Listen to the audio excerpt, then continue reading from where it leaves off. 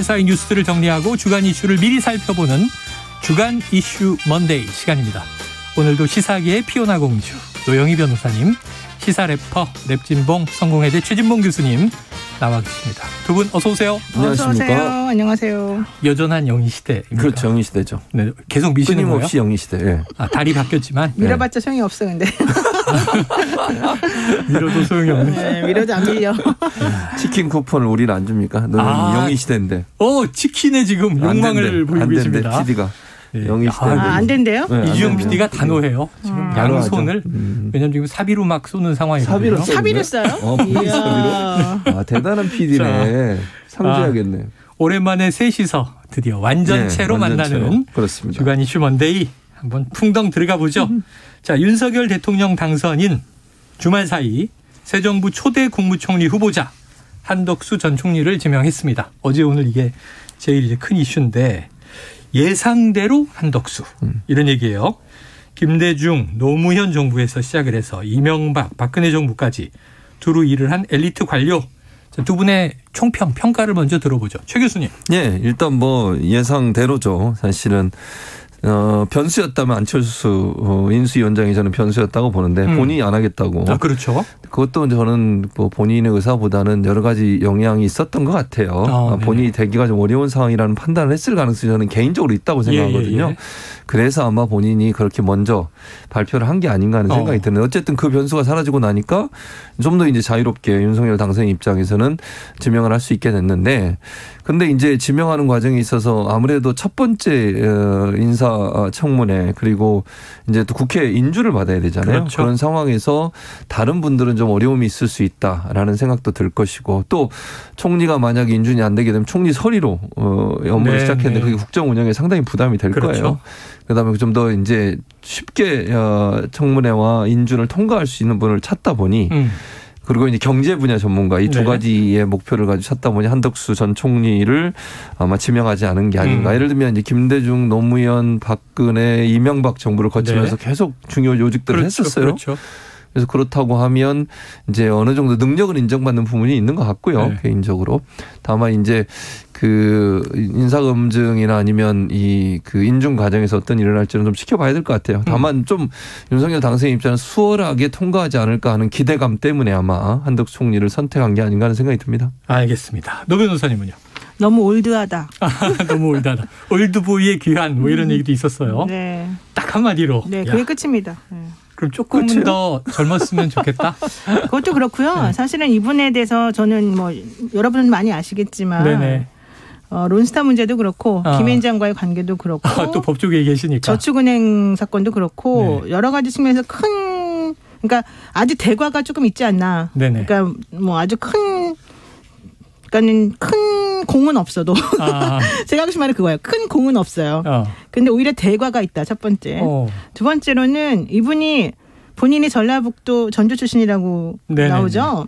근데 이상하더라고요. 때에 따라서는 서울인데 나를 왜 전주로 했느냐 이러면서 화를 내기도 하고. 과거에. 네, 과거에. 또 때에 따라서는 난 전주인데 왜 서울로 만들어놨냐 이러면서 또 화를 내기도 하고. 정체성이 없어요. 그래서 이게 그런 거는 아주 단면으로 보면 그러니까 본인이 어디서 태어났고 고향이라고 하는 건 이제 하나로 정해야 되는 거잖아요.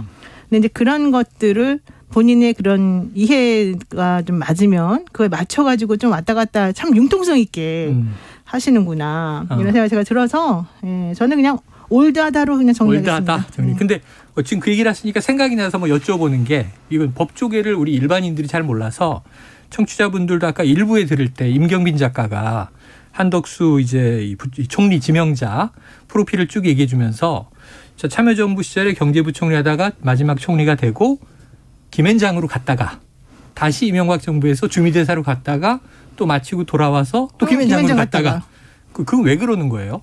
그러니까 김앤장에는 이분이 변호사가 아니잖아요. 변호사가 아니시죠? 네, 경제학 행정관료니까. 네. 그런데 왜 자꾸 김앤장을 가나? 김앤장은 그러니까 변호사 출신이나 법조인들이 이제 가는 건 뭐 당연한 건데 그 외의 이 관료 출신들을 진짜 많이 뽑아요. 고위공직자. 네, 그러니까 특히 이제 이런 종류의 이런 분들 많이 뽑아요. 그게 이제 다 필요하니까 뽑겠죠. 근데 뭐에 필요하겠습니까, 그분들이? 일에 영향을 줄 수 있다. 이게 사실은 이제 법적으로만 꼭 해결될 수 없는 여러 가지 문제들이 있으니까 그런 용어를 사실은 뽑는 건데 네. 그래서 이제 한 1년 정도를 기준으로 해서 그분들의 소명이랄까 그분들의 어떤 소모 기한이랄까 이렇게 생각을 해요. 근데 네네. 그러던 분이 예를 들면 어디 또 갔다 왔다. 또 갔다 왔다. 그럼 또다시 이제 살아나는 거죠. 이렇게 부활하듯이. 네네. 그 가치가. 네. 그래서 또다시 이제 그 정도 또 필요하면 쓰고. 근데 어쨌든 중요한 거는 다 필요하겠죠. 예. 뭐 그런 얘기입니다. 알겠습니다. 자, 오늘 아침 출근길에 한 후보자의 목소리를 직접 듣고 오겠습니다. 좀 조심스러운 질문이긴 한데 이제 저축은행 사태 책임론이나 이제 론스타 사건 관련해서 김앤장 고문료 문제 같은 경우 이제 시민단체에서 이제 인수위 측에 이제 문제 제기를 좀 하기도 했는데 이런 부분들도 좀 문제가 없다고 생각하시는지 한 말씀. 그거는 물론 뭐 인사청문회 시에 전체적으로 다 질문이 있으시면은 설명을 하겠지만 저는 론스타 문제에 대해서는 국가 정부의 정책 집행자로서 관여를 한 적은 있지만 우리 김앤장이라는 제 사적인 직장에서의 관여된 바는 전혀 없습니다. 저는 그 일에 관여된 적이 없다. 그런 말씀드리겠습니다. 네, 자, 직접 육성을 듣고 오셨는데요. 기자는 상당히 공손하게 질문을 합니다. 조심스러운 질문이기는 한데 이렇게 운을 뗐는데 자, 저축은행 사태 책임론, 론스타 청취자분들 기억은 나실 텐데 이게 뭐였지? 가물가물하실 거 아니에요. 또 이 김앤장의 고문료 구체적으로 어떤 내용으로 정리를 좀 해 주시겠어요? 일단 그 말씀 드리기 전에 공손하게 질문한 부분 언론학자로서 제가 얘기를 해보겠습니다. 이게 미디어 전문가시니까. 네, 미디어 전문가인데요. 기자가 공직자한테 질문하는데 공손하게 질문을 한다는 거는 있을 수 없는 일이에요. 아, 그래요? 그게 왜 공손하게 질문해야 되죠? 네. 조심스러운 질문이라뇨. 언론은요. 국민을 대신해서 알 권리를 행사하는 것이고 국민의 입장에서 네. 공직을 맡을 사람이 국민의 일을 맡아서 하는 사람이잖아요. 당연히 그러면 질문을 해야지 무슨 조심스럽게 질문을 합니까? 있는 그대로 디렉트하게 하는 거지. 이런 사안이 있는데 인수위에 관련해서도 뭐 또 외람되고 그런 외람되오나 매우 외람되나 이게 말이 됩니까? 언론이 그런 식으로 하면 안 돼요. 권력 가진 자들에게는 더 엄중하게 국민의 입장을 대변해서 질문하는 것이 언론의 역할입니다. 네. 알겠습니다. 그 역할이 지금 이렇게 조심스러운 질문 이런 얘기를 하면 제대로 질문이 되겠습니까? 예. 언론인들이 그렇게 하시면 안 된다는 말씀 분명히 드리고요. 네. 그리고 이제 말씀하신 이 한덕수 지금 총리 지명자 후보자 같은 경우에 투기 자본 감시센터라는 곳이 있어서 이곳에서 지금 문제를 제기했는데요. 이곳에서 말한 게 뭐냐면 첫째는 2011년 저축은행 사태가 있었습니다. 그 당시에 엄청나게 많은 엄청나게 큰 손실 수십조 원의 손실을 야기했는데 그 당시에 한덕수 전 총리가 부총리 겸 재정경제부 장관이었고요. 그때 규제 완화를 했어요. 규제 완화를 해가지고 기업 대출 한도를 철폐했거든요. 그러면서 부실 대출이 일어나게 된 거죠. 네네네. 그럼 결국 피해는 누구한테 갑니까? 저축은행을 이용하는 이용자들한테 가는 거거든요. 그렇죠. 그러니까 이게 왜 그 당시에 그러면 규제 완화를 해서 기업들에게 부실 대출을 하게 했느냐 하는 부분에 대한 논란이고 두 번째는 2002년 11월부터 2003년 7월까지 약 8개월간 론스타의 국내 법률 대리인이 아까 말씀한 김앤장이었어요. 네네. 거기서 이분이 이제 고문으로 재직을 하면서 약 1억 5천여만 원의 고문료를 받은 것으로 알려지고 있습니다. 그래서 결국 론스타의 외환은행 불법 매각을 은폐한 책임자라고 하는 비판이 지금 아까 말씀드린 투기 자본 감시센터에서 지금 비판을 하고 있는 것이고 결국 이제 한 전 총리가 이런 이제 신자유주의 정책, 금융 자유화의 엄청난 빈부격차와 양극화를 초래한 장본인이다. 특히 이 저축은행 사태와 론스타 사태에 책임이 있는데 이런 사람을 총리로 지명하는 것이 타당하냐 하는 부분에 대한 비판 성명을 냈습니다. 네, 투기자본 감시센터 어찌 보면 좀 전문화된 NGO인데 여기서 인수위에도 진정서를 전달했다고 해요. 윤석열 정부는 서민과 중소기업을 보호하고 김앤장 모피아라고 많이 부르죠. 이 부정부패를 척결해야 한다. 젊고 청렴한 인물을 총리로 임명하길 바란다. 이건 노 변호사님 의견이랑 일맥상통하네요. 자, 오늘도 출근길에 상당히 오랜만에 공식적 자리에 선다. 이렇게 발언하기도 했습니다. 공직 김앤장. 자, 이게 민주당 입장에서 요거 인사청문회에서 좀 문제제기할 걸로 보세요? 당연히 문제 제기를 할 수밖에 없겠죠. 네. 그런데 이제 뭐 사실은 뭐 능력 있는 분이 능력 있는 자리에서 자신을 필요로 하는 곳에 가서 일하는 거를 누가 뭐라고 하겠습니까? 네네. 이제 그런 거는 전혀 문제가 안 될 테지만 아까 제가 말씀드린 것처럼 본인이 예전에 행정관료로서 행동했다 하더라도 네. 그로 인한 그 경제가 만약에 피폐하고 민생이 많이 힘들었다면 네.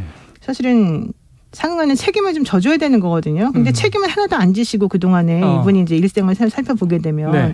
그것은 좀 문제인 것 같아요. 예컨대 부산저축은행 같은 경우에도 이제 시행령을 사실은 바꿔줬어요. 이분이 그 기업 규제 관련해서. 그러니까 은행에서 기업에게 대출해줄 수 있는 한도를 이제 마음대로 풀어준 거죠. 그래서 원래는 뭐 한 28조 원 정도대로 이제 유지가 됐던 것이 갑자기 55조 원대까지 2배 가까이. 예. 그렇게 하면서 결과적으로는 10만 명 이상의 사람들이 네네. 정말 그때 퇴직금 집어넣고 뭐 집어넣고 했다가 완전히 망한 사람들 당시에 많잖아요. 뭐 시장 상인들을 비롯해서. 네, 그게 아직까지 문제가 되고 있단 말이에요. 그런데 지금 사실은 윤석열 당선자 같은 경우에 또 계속해서 문제되고 있는 것 중에 하나가 부산저축은행 사건 2011년도 그 당시 그 사건에 대해서 좀 제대로 수사를 하지 않은 거 아니냐라는 얘기도 들리잖아요. 연결돼 있네요. 그러니까 그거랑 또 사실은 그렇게 아주 그냥 매끄럽게 딱 나눠졌다고 보긴 좀 어려운 부분이 있는 거죠. 네. 게다가 이분은 론스타 관련해서는 나는 사실은 아무런 책임이 없다. 사적으로 전혀 영향 미치지 않았다라고 주장하지만 보십시오. 이분이 김앤장에 2002년 11월부터 2003년 7월까지 다녔어요. 이때 당시에 김앤장이 그 론스타 국내 법률 대리인이었어요. 이분이 고문으로 재직하면서 무슨 일을 했을까요? 이분이 왜 필요했을까요? 아까 기자의 질문에는 나는 관여하지 않았다. 이게 답변인데. 그럼 관여하지 않았다라고 하는 거는 공식적으로 서명하지 않았겠죠. 공식적으로 뭔가 이렇게 나타나는 서류 같은 데 본인 이름 들어가지 필요가 없죠. 고문이니까. 법조인도 아니고. 그러면 그 이분이 하는 일은 뭘까요? 이분에게 왜 김앤장에선 1억 5천만 원이라는 돈을 줄까요? 그 짧은 기간 동안에. 잘 생각하면 뒤집어서 생각하면 되는 거예요. 그러니까 그 당시에 우리나라가 이 뭐 외환은행 헐값 매각에다가 론스타 그 먹튀에다가 정말 또 IMF 직후여서 완전히 정말 친일 타임에 구한 말에 정말 이완용 같은 사람들이 너무너무 많았다 막 그런 얘기 했었잖아요. 사실은 이제 이 김앤장이 계속 욕먹는 이유 중에 하나가 바로 나라의 우리 대한민국의 그런 이익은 생각하지 않고 그 기업에 의뢰받은 기업의 이익에 대해서만 너무 집중적으로 생각했다는 게 문제였단 말이죠. 특히 해외 투기자본들. 네, 현재까지도 마찬가지입니다. 그래서 그때 당시에 친일 뭐 문제되고 양승 대법원장 문제 생겼을 때 그 미쯔비시 뭐 이런 회사들 이런 분들에 대해서도 우리나라 징용 강제 피해자들에 대해서는 신경 쓰지 않고 저쪽 기업들만 지금 대변해서 결국 맨날 이기고 그것도 그쪽 대법원장이나 대법관 관련된 사람들하고 연결해서 이긴다. 이런 얘기가 계속 나온 이유가 뭐예요? 그러니까 이 한덕수 총리라는 분이 이렇게 사실 열심히 사셨고 공부 잘하셨고 우리나라에서 정말로 이 경제 관련된 걸 다 잘하셨으면 좋은데 그럼 전체적으로 봤을 때 본인이 그런 행동해가지고 우리 국민이 얼마나 잘 살게 됐나 생각해 보시라는 거죠. 지금 노영희 변호사님 말씀이 아까 대공은 없으나 대과가 있다. 여기에 대한 이제 설명을 해 주시는 것 같습니다. 자, 이게 말씀하신 대로 김앤장 고문료 관심들이 많이 쏠렸는데 자, 이런 전례가 있어요. 박근혜 정부 때. 이때도 정말 그 세월호 참사 이후에 국무총리 후보를 정하지 못해서 난맥을 보이다가 안대희 전 대법관이 이제 지명이 되는데 확인된 바 언론 검증에서 5개월간 16억 원의 고액 수임료를 받았다. 결국 총리가 안 됐잖아요. 그렇죠. 이번에는 어떨까요? 그러니까 이 문제도 사실은 논란이 될 수 있어요. 국민들의 관점에서 보면 8개월에 1억 5천은 상당히 많은 그 고문으로 일했으니까 뭐 고문이라고 하는 어떤 역할을 하는지 뭐 조직마다 다 차이가 있겠지만 상근이냐 비상근이냐. 그렇죠. 그런데 이제 뭐 잘 모르겠습니다. 이분이 상근인지 비상근인지 모르겠지만 그래도 국민적 감정으로 봐서 8개월에 1억 5천. 이거는 큰 돈이잖아요. 네, 그렇죠. 연봉으로 1년을 열심히 일해도 1억 넘어가면 상당히 큰 고액 연봉이잖아요. 근데 고문으로 역할하시면서 이 정도의 돈을 받은 것이 국민 감정에서 과연 바람직할까? 저는 그 부분은 논란이 될 수 있을 거라고 봅니다. 이게 사실 안대희 전 대법관 같은 경우도 물론 이건 훨씬 많죠. 5개월에 16억 원이니까 훨씬 많은 거지만 보통 이제 이렇게 대법관 하시고 법 쪽에 오래 있거나 정치 쪽이나 아니면 관련 오래 하신 분들이 고문 역할하면서 받으시는 이런 비용들이 아까 뭐 노영희 변호사 잠깐 언급했습니다만 국민들이 볼 때 바람직한 역할을 하면서 그런 돈을 받았을까에 대한 의문은 분명히 있어요. 의혹은 있는 거고 뭐 사실관계는 모르겠습니다만 그리고 이렇게 많은 돈을 주면서까지 그분들을 고문으로 위촉한 이유가 있지 않겠어요? 대부분. 그렇다고 하면 이런 고문료에 대해서는 국민적으로 상당히 비판이 있을 수 있고 아까 말씀드린 저축은행이나 론스타 사건도 그래요. 다 뭐 거의 많은 사람들이 기억에서 잊혀져 가고 있지만 사실 다시 소환이 될 수밖에 없어요. 그리고 피해자들은 지금도 존재하고 있잖아요. 그분들 입장에서는 억장이 무너지지 않겠어요? 그런 부분에 일정 부분 책임이 있는 사람이 총리가 돼서 다시 우리나라의 국정을 운영하는 한 부분을 담당한다. 그 피해자들 입장에서는 정말 피눈물 나는 일이죠. 그래서 이런 부분들이 앞으로 이제 청문회 과정에서 어떻게 이제 부각이 될지 또 여기뿐만 아니라 제가 볼 때는 그동안 이제 있었던 여러 가지 일들에 대한 검증이 일어날 거예요. 지금은 언론에 이 정도 나왔지만 제가 볼 때는 또 다른 게 나올 가능성도 있지 않겠습니까? 이제 그런 부분들이 어떻게 영향을 미칠지 좀 지켜봐야 되겠습니다. 알겠습니다. 자, 인사청문회도 지켜보고요. 지금 의혹들이 나오고 있으니까 언론에서도 또 검증을 할 수 있는 한 하고 또 이제 뭐 민주당에서 주로 어떤 공세를 펴는지도 봐야 될 텐데 자 이게 과거 사례를 보면 정권 교체기에 초대 총리가 무난하게 인준이 된 경우가 거의 없어요. 기싸움이 팽팽했다는 얘기인데 아주 단문으로 두 분 의견을 한번 듣고 이 이슈 넘어가도록 하겠습니다. 최 교수님 네. 인준 됩니까?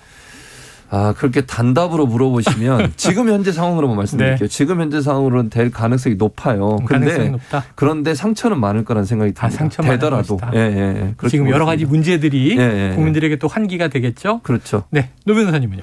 네, 저도 될 거라고 봅니다. 된다. 네, 근데 이제 아까 말씀하신 것처럼 너무 좋습니다. 만장일치입니다. 이렇게 되지는 당연히 않고. 이제 여러 가지 측면에서 우려가 되는 부분들에 대해서 일단 지적을 하고 그 답변이 얼마나 성실하고 얼마나 그럴듯하냐를 보고서 결정하겠죠. 그리고 사실 이분은 예전에 인사청문회를 통과한 적이 있고 그 이후에 특별하게 지금 본인이 뭔가 개인적으로 치부를 했다거나 잘못한 게 없어요. 게다가 이분은 자식이 없다 그러잖아요. 그래서 사람들이 이제 생각하는 게 자식과 관련된 여러 가지 우리나라의 문제점 그렇죠. 이런 것들은 없을 것이다. 그리고 또 이분은 군대도 갔다 왔어요. 그러니까 우리 총리 중에 정말 당연한 건데 근데 당연한 거를 특이하게 얘기해야 되니까. 네 분만 다녀왔다는 거예요. 그 귀한 네 분 중에 한 분이라는 거예요. 그래서 여러 가지 그러니까 본인 개인으로 생각해 보면 사실은 이분이 안 될 이유는 사실은 전체적으로 다른 사람하고 비교해 봤을 때 없는 거죠. 그래서 당연히 저는 되는 걸로 보고 또 민주당이 만약에 거기에서 계속해서 꼬투리를 잡고 뭘 하고 그러면 오히려 또 여론이 나빠질 수가 있어요. 네. 괜히 발목 잡는다고. 자, 지금 청취자분들 아주 뜨겁게 반응을 하고 계십니다. 캔디78님 아직은 추측 짐작이니까 사실을 알아야 합니다. 정말 지켜봐야 되겠네요. 궁금해하시면서 지켜보시겠죠. 자, 0597님 그럼 누가 총리를 해야 할까요? 추천하시는 분은 과연 아무 티 없고 능력 있는 분이실까요? 국민들의 감정이라 얘기하지 말고 반대쪽만의 의견이 아닌지도 생각해보자. 여러 가지 의견들이 있으세요. 자, 최진봉 교수님 해병대 장교 출신인데 그러니까 군대로 한번 하면 제가 해야 되겠네요. 총리 후보자 자격이 있으신 거죠? 군대로만 보면 7년이나 근무했는데. 7년 복무 가점을 드리도록 하겠습니다. 시사본부에서는 가점을 드리도록 할게요. 여기서만 가점을 근데 받겠습니다. 진짜 대통령은 되게 젊어졌는데 총리는 정말 연세가 막 너무 푹 뛰어버리네요. 그러니까 그게 이제 상호 보완적으로 보는 또 시각들이 있고 또 그게 이제 언밸런스다. 올드보이의 귀환이다 이렇게 보시는 시각도 있는 것 같습니다. 자, 이번에 정책 문제를 여쭤볼게요. 지금 이제 인사검증을 한다고 전제하고 한덕수는 누구인가? 왜냐하면 우린 이렇게 그동안 여러 정권에서 일을 해왔다고 얘기하지만 국민들은 또 잘 모르시거든요. 그런데 이제는 중요한 게 정책입니다. 한덕수 후보자는 경제 및 외교 전문가다. 경제통이다. 이렇게 지금 보도가 되고 있고요. 또 이런 말이 있어요. 뼛속까지 시장주의자다. 이런 평가도 나왔는데 자, 한 후보자 본인이 대선 과정에서의 포퓰리즘을 지적했고 4대 국정기조를 벌써 발표를 했는데 이 세 번째가 재정 건전성이 들어있습니다. 그럼 기대와 우려를 동시에 받고 있는데 기대와 우려 최 교수님 어떻게 평가하세요? 그러니까 이제 기대와 우려라고 하면 첫째는 기대를 먼저 말씀을 드리면 이제 본인이 뼛속까지 시장주의자라고 그러잖아요. 그러면서 재정 건전성 얘기를 했으니까 우리 경제의 재정 건전성 확보를 위해서 노력을 하겠다. 그런 점으로 본다면 우리나라 경제가 기반이 좀 더 튼튼해질 수 있겠죠. 제가 이제 먼저 장점을 얘기하는 겁니다. 그래서 예를 들면 우리나라 국채를 좀 줄이고 그래서 내부적으로 좀 우리나라 자체적으로 경제가 운영될 수 있도록 하는 부분이 있을 겁니다. 그런 부분이 이제 긍정적 영향을 미치겠죠. 근데 문제는 뭐냐면 우려는 그 기대에 반해서 우려는 뭐냐면 이게 위기 상황 지금 오미크론 확산도 계속되고 있고 코로나의 여파가 제가 볼 때는 당장 끝나지 않을 것 같아요. 예를 들어서 우리가 마스크를 벗는 실외에서 벗는 상황이 되더라도 그동안 쭉 돼왔던 코로나의 여파는 계속될 겁니다. 3년 동안 타격을 받아왔잖아요. 그렇죠. 그리고 그 여파가 하루 이틀 사이에 끝날 수 있는 있는 여파가 아니에요. 복구되지 않겠죠. 그렇죠. 그러면 그 상황에서는 끊임없이 재정적 투입이 반드시 필요한 상황이에요. 그럼 내수 활성화도 해야 되고요. 그 코로나19 때문에 피해를 당했던 사람들의 재정적인 안정성을 확립시키기 위해서는 추경이 반드시 필요해요. 지금 윤석열 당선인도 추경 50조 하겠다고 그러면 얘기하는 거 아니에요. 그러면 국채 반응이 불가피해요. 그거는 50조를 만약 하려면 새 정부 들어서요. 만약 50조 추경 편성하려면 예산 조정만 가지고는 불가능해요. 그러면 당연히 지금 재정 건전성은 악화되겠죠. 그러면 그럴 상황밖에 안 돼요. 그렇기 때문에 이게 부딪힐 때 그럼 과연 어떤 선택을 할 거냐 문제예요. 그러면 재정 건전성만 주장하고 시장주의만 주장하게 되면 결국은 이제 돈을 푸는 걸 좀 줄일 수밖에 없고 국채 반응 안 하게 되면 실제 이제 어려움을 당하고 있는 소상공인 자영업자 또 소외계층들에게 지원이 제대로 안 되게 되면 그분들의 삶은 더 어려워질 수 있거든요. 그게 경제 악순환, 경제를 악화시킬 수 하나의 요인으로 작용할 수 있는 점도 우려가 되는 부분이라는 생각이 듭니다. 그래요. 자, 그럼 노 변호사님께는 이 질문을 한번 드려볼게요. 이 신임 총리가 인준을 거쳐서 임명됐다고 전제하고 그럼 이제 윤석열 정부가 출범을 하겠죠. 그럼 이제 윤 당선인 이제 5월 10일 이후에는 이제 윤석열 신임 대통령 그 공약 중에 하나가 책임 총리였습니다. 나는 정치 신인이라는 비판도 받았고 사실상 이제 행정 경험은 없고 검찰총장까지 이제 지냈는데 어떻게 이제 책임 총리를 수행할 것이냐. 그럼 새 정부에서는 총리 권한이 어느 정도 좀 커질 것이며 이 지금 한 총리 지명자가 적합하다고 생각하시는지 좀 어떻게 전망을 하십니까? 저는 책임 총리 관련해서 오히려 그것 때문에 이분을 선택했을 가능성이 있다고 보죠. 왜냐하면 행정 경험이 워낙 뭐 몇십 년 내내 또 그리고 모든 정부에 걸쳐서 다 있기 때문에 부처에 뭐 이렇게 장관급 뭐 이렇게 선발하는 거는 일이 아니겠네요. 그 얘기는 무슨 얘기냐면은 정말로 예를 들면 이명박 정부 때 혹은 노무현 정부 때 뭐 누구 정부 때 모든 걸 다 해봤다는 거예요. 그렇죠. 그러니까 그 각 정부 때마다 사실은 힘든 경우가 되게 많았잖아요. 그렇죠. 국내외 여건이 다 서로 다르고 그런 상황들은 모두 다 헤쳐나왔다는 얘기거든요. 그러면은 그런 것들이 노하우로 쌓여 있었기 때문에 사실은 앞으로 매우 위험한 상황에서 이분이 오히려 저는 더 안정적으로 할 수 있다는 거죠. 그러니까 제가 우려했던 거는 너무 올드하다는 거니까 사실은 그거고 그 기존에 있었던 정책이 우리 국민에게 피폐한 영향을 미쳤는데 책임을 안 졌다는 게 사실 문제라는 거지. 그 나머지 그분이 어떤 일하는 것에 있어서 제대로 못했다거나 우리나라에 큰 손실을 끼칠 거라 생각한 게 아니거든요. 그런데 그렇다면 지금 초창기에는 지금 대통령의 권한이 매우 막강하고 모두들 지금 대통령이 어떤 식으로 할지를 지금 방향을 바라보면서 협조하는 분위기인데 그런 분위기에서 초대 총리가 된다 그러면은 전폭적으로 밀어질 가능성이 매우 크죠. 그래서 저는 그래서 오히려 그건 낫다고 보고 또 하나는 이게 지금 경제라고 하는 게 결국은 다 국민들이 스스로 돌아가게끔 만들어 나가야 되는데요. 오히려 코로나가 지금 끝물이에요. 코로나가 끝물이면서 경제 나라마다 돈 풀어가지고 이제 경제를 활성화시키려고 매우 노력을 많이 했어요. 그럼 그게 오히려 이 정부에는 매우 장점으로 작용한다는 거죠. 이 한덕수 총리는 기본적으로 자유주의 경제를 되게 주장하는 사람이란 말이에요. 그러니까 규제하는 것보다는 풀어줘가지고 알아서 자유롭게 해서 하자 이거예요. 그러면 그러한 종류의 그런 현재의 상황하고 오히려 이분이 가진 가치관이 맞아 떨어져서 저는 오히려 그런 부분에서 잘 될 거라고 봅니다. 그런 부분 잘 될 것이다. 책임 총리 역할을 잘할 것이고 그래서 이제 선발된 것이다. 기대감을 조금 이제 가지고 계시다 이렇게 볼 수 있겠습니다. 관록의 힘이 이 행정 역량에서는 발휘될 가능성이 있다. 자, 그런데 이제 이거예요. 지금 총리 지명자가 나오자 당장 궁금해하는 게 또 이제 경제부총리입니다. 지금 홍남기 경제부총리가 재정건전성 하면 수호자 역할을 이 정부에서도 해왔잖아요. 그런데 이제 임종영 전 금융위원장도 이제 물망의 촉이 올랐는데 어제 보니까 직접 이제 총리 지명자가 고사했다. 그래서 명단에선 배제됐다. 이렇게 얘기를 하던데 지금 최 교수님 보시기에 임 전 금융위원장은 왜 고사를 했으며 그러면은 역시 일부에서 다뤘는데 추경호 의원이 유력하다고 보세요? 그러니까 일단 임종용 전 금융위원장이 개인적 사정이라고 발표를 했어요. 개인적 사정이다. 네, 그렇게만 얘기가 나왔어요. 그러니까 지금 총리 지명자가 개인적 사정이라고만 얘기를 했기 때문에 명확한 건 모르겠어요. 이거는 뭐 본인이 밝히지 않는 이상 뭐 어떤 이유가 있는지를 알 수가 없는 상황이고 뭐 이제 왜 고사를 했을까 그냥 이제 분석을 해보면 사실은 총리 후보자로도 임종영 전 금융위원장이 거론이 됐었어요. 한덕수 총리와 함께. 그런 점에서 본다고 하면 뭐 그냥 개인적 그냥 상상의 나이를 펴서 그 보면 본인이 총리 후보자로 거론이 되다가 갑자기 부총리를 하라고 하는 것에 대해서 서운함이 있을 수도 있지 않나 하는 개인적인 생각은 있습니다. 그리고 이제 그런 부분들이 물론 작동인지 아닌지는 저는 모르겠어요. 다만 여러 가지 가능성을 추정해 보건데 그렇죠. 근데 개인적 사정이라고 하는 건 대단히 좀 뭐랄까요. 그 애매모호한 답변이잖아요. 명확하지 않은. 누구든 다 그렇게 개인적 사정으로 그만두겠습니다. 그렇죠. 예를 들면 얘기하지만 그래서 그런 부분에 있어서는 상당히 좀 의아하다 이런 생각이 개인적으로 들고요.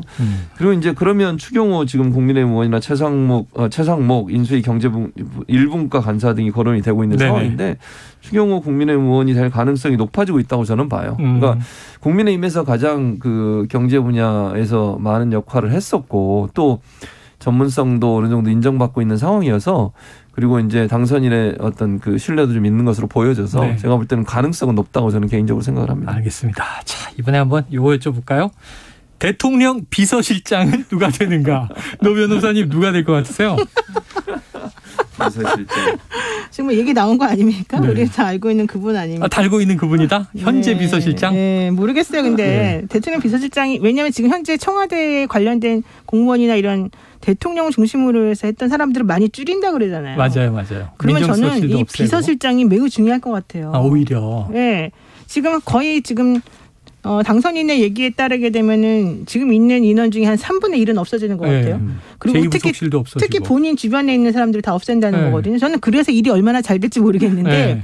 그렇게 되면 오히려 그런 건 없애고 대신에 그 비서실장 산하에 여러 가지 반계라 그럴까? 네. 그런 사람들 여러 가지 이름으로 실무자들이 더 뽑아가지고 팀들이 막 생기겠죠. 네, 그 비서실장이 정말 권력을 엄청나게 잡을 수 있을 것 같아요.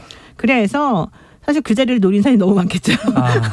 정말 논하는 자리 아닌가 생각이 지금 새 정부를 여러 가지로 예측하니까 이 비서실장이 장제원 의원이 될 것이다. 네. 권영세 의원이 될 것이다. 아마도 장제원 의원이 좀 가능하지 않을까요? 네. 심지어는 또 국정원장 하태경 의원이 되지 않느냐. 그거는 좀 막아줬으면 좋겠어요. 자, 지켜보도록 하고요. 두 번째 주제도 다뤄보도록 하죠. 자, 오늘 오전에 경기 남부경찰청 이재명 전 후보의 부인 김혜경 씨의 경기도 법인카드 사적 이용 의혹과 관련해서 경기도청에 대해서 압수수색에 들어갔다. 속보로 나왔습니다. 이 시점에서의 압수수색. 최 교수님 어떻게 보세요?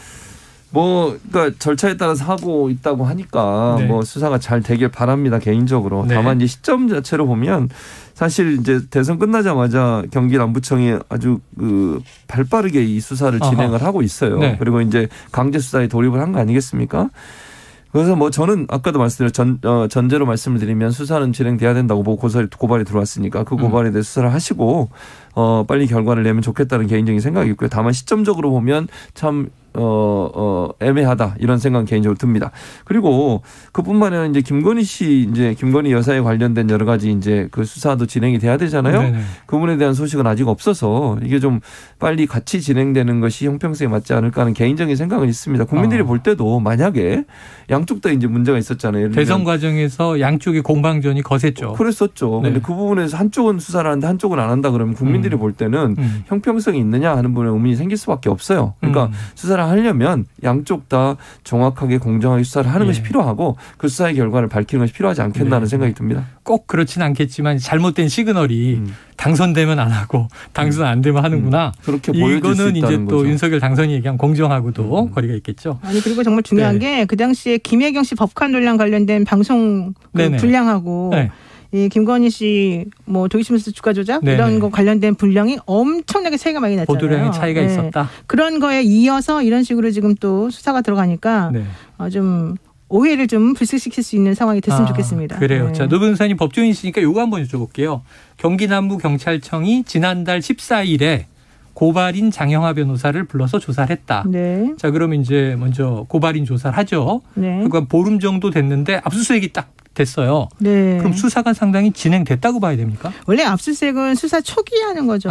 네. 근데 원래 사실 이 법관 논란 관련된 거는 꽤 오래됐지 않습니까? 그렇죠. 근데 만약에 압수수색을 해서 뭔가 나올 것 같으면 정말 잘못했다면 정말 잘못을 저지른 사람이라면 그 얘기 초창기 나왔을 때 벌써 이미 다 정리를 했겠죠. 네. 압수수색으로 뭔가 해결을 못한단 말이에요. 근데 지금 이제 압수수색하는 것은 어쨌든 구색을 좀 맞추기 위한 측면이 좀 있고 그럼에도 불구하고 이제 예를 들면 경기도나 공무원들 중에는 이렇게 정권이 그쪽으로 안 가고 이쪽으로 갔을 때 뭔가 좀 협조하는 그런 정보들을 좀 가지고 있는 사람들이 있다는 거예요. 네네. 그래서 압수수색이 사실은 큰 의미가 있을 거라고 본인들이 생각하더라고요. 제가 이제 물어보니까. 예. 그래서 사실 그 결과가 어떻게 나올지 모르지만 일반적으로는 사실 이런 종류의 압수수색은 뭐 예상돼 있는 거라서 압수수색 본연의 효과는 좀 노리가 어렵지 절차다. 않나. 예. 자, 그런데 이제 뭐가 하나 빠졌다 이렇게 전 생각이 들어서 뭐가 빠졌지 보니까 대선 과정에서 아까 말씀하셨던 한쪽은 이제 주가 조작 사건, 한쪽은 법인카드 이제 뭐 횡령, 남용 의혹 그랬는데 이 이재명 상임 고문이 김혜경 씨 이제 사과도 했습니다만 이때 경기도에 감사를 의뢰했잖아요.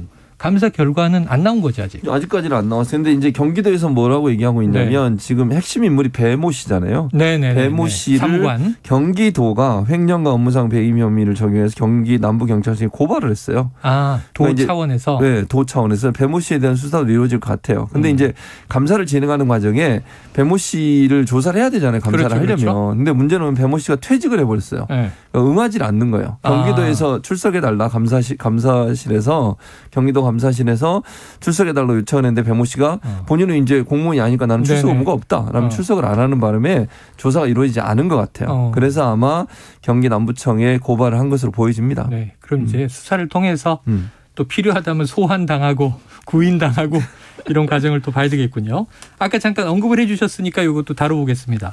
자, 김건희 여사 지금 이제 공개 활동을 언제 할 것이냐 이런 이제 그 관측도 나오는데 윤 당선인 취임 전에 시작하는 방안을 검토하고 있다. 자, 그런데 이제 말씀하셨지만 또 의혹과 쟁점이 있잖아요.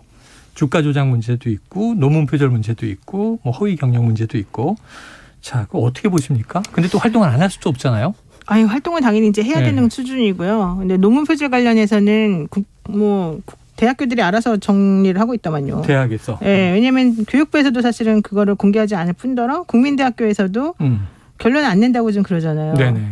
그러니까 이게 정말로 모양새가 안 좋죠, 사실은. 좀 의심스러울 만한 부분이죠. 근데 주가 조작 관련해서는 지금 다른 사람들의 지금 재판이 진행 중이고 거기에서 나오는 증언들이 있어요. 네. 그 증언들이 또 사실 그렇게 현재로서는 이 당선인 부인에게 그렇게 썩 좋지 않은 보도가 또 요 며칠 사이에 나오긴 했거든요. 어쨌든 얼마나 권력에 눈치를 많이 보느냐 안 보느냐에 따라서 이 결론들이 좀 달라지겠죠. 근데 정말 그렇게 되는 게 슬픕니다. 예. 슬프다. 예. 자, 최 교수님 이거 마지막 질문 하나 드려보죠. 최근에 이제 김정숙 여사의 옷값 논란. 청와대는 특활비는 공개할 수 없다. 그런데 이제 모든 옷값과 뭐 장신구는 사비로 처리한 것이다. 이런 얘기였고. 또 오늘 뭐 어제 보도 보면 김건희 여사 후드티와 청치마. 왜 이렇게 패션이 화제예요? 저는 근데 패션이 화제인 걸 떠나서 그 언론들이 이 김건희 여사에 대해서 보도하면서는 수수한 모습 이런 표현을 써요. 그리고 이제 김정숙 여사에 대해서는 사비가 아니라 특활비를 이용해서 옷을 샀다. 의혹. 억대 이렇게 얘기하잖아요. 네네.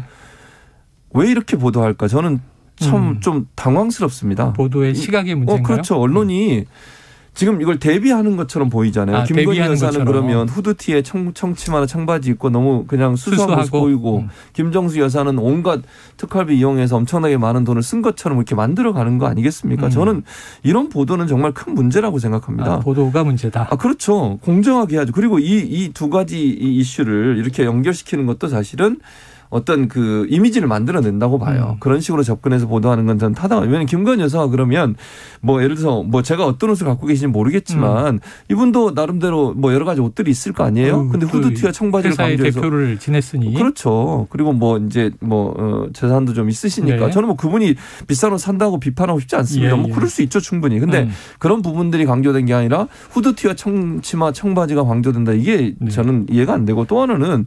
지금 김정숙 여사 문제도 그래요. 이게 원래 발단이 어디서 됐습니까? 인터넷상에서 온라인상에 된 거 아닙니까? 네네. 외부 행사 가거나 아니면 순방 갔을 때, 해외 순방 갔을 때 찍었던 언론에 보도된 사진, 그 사진 다 모아놓고 이게 다 특활비로 샀을 거다. 이렇게 의혹을 제기하는 증거는 하나도 없어요. 또 이제 나중에 좀 그게 오보로 나왔지만 명품 브로치다. 이런 게 있었고. 2억 원이다. 그랬더니 그거 직접 만든 사람이 아니다. 10만 원이다. 이거 10만 원 정도 된다라고 얘기했더니 언론사에서는 그 사람 발언은 또 보도도 안 해줘요. 네. 그런 식으로 보도하고 그리고 만약에 특활비를 쓰거나 아니면 사적으로 개인이 사비로 샀다잖아요. 근데 그걸 반박하려면 특활비로 썼다는 증거를 제시하면서 반박을 해야 되는 거잖아요.